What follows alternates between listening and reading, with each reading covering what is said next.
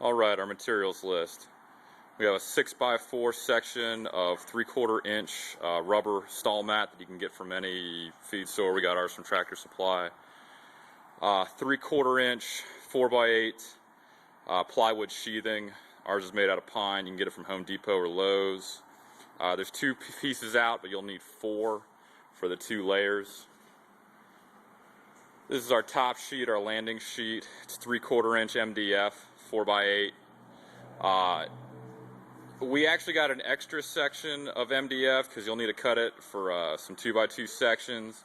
But if you get that scrap piece, it'll go on about 3 or 4 platforms. Equipment list. We've got coarse thread drywall screws. We've got 2-inch drywall screws and 1 1/4 inch drywall screws. You should be able to use about 2 pounds per platform. Got 3 cans of liquid nails. We got a specific one for subflooring, and then a gun to use that with. A drill and a drill bit, chalk line, screwdriver, and a jigsaw. When you get done with the jigsaw, you'll have 4 handholds. 2 on one end, 2 on the other, again with about a 1 foot offset from the edge. The MDF is about 1/2 inch to 1 inch bigger than the plywood. So what you'll do is you'll cut on the long end only, even with the plywood. Leave this end on, otherwise it won't line up right with the rubber.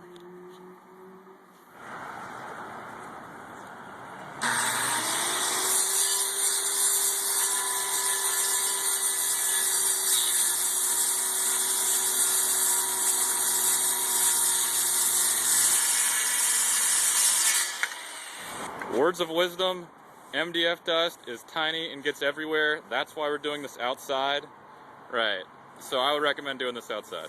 Take the plywood that you cut the handholds into, lay them side by side. If they're a little bowed, try to put the cup side down just so that it lays as flat as possible. Just trying to do it really good. Apply the liquid nails with a 1/4 inch bead or an S-shaped pattern, paying special attention to the edges and to the handles. Put extra liquid nails around those two. Lay your second layer perpendicular to the first, and then line up the edges. Go and put some screws in the corner to keep it from sliding while you set the other one down. Okay, the second layer fully assembled. We drop chalk lines around the edges of the platform and put screws approximately every 8 inches.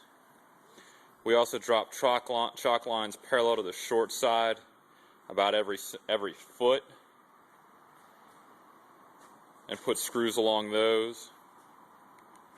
Along the center seam where the bottom 2 boards meet, we actually put a double row on either side of that particular chalk line.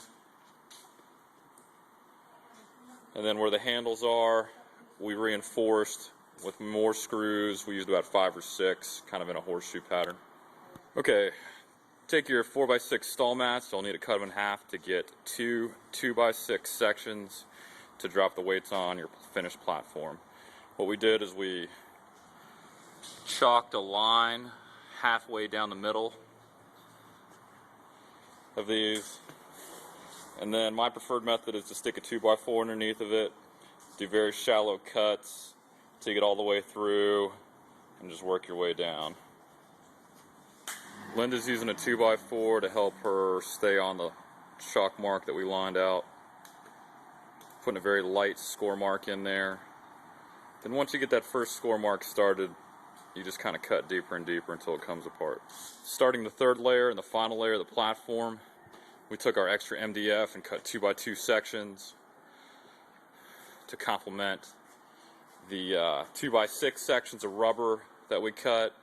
Since the rubber is only 6 feet long and it's an 8 foot platform, we need these 2x2 sections to be up at the front. We have them on both sides.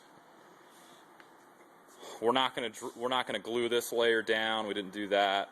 And now we'll just drop in that center sheet of MDF. square everything up, and then tighten everything down. Alright, we've dropped the center sheet in place. Now we're using the 2-inch coarse thread drywall screws to tighten everything down along the edges. Alright, finished platform, screws in around the edges. We put them along the edges of the rubber also.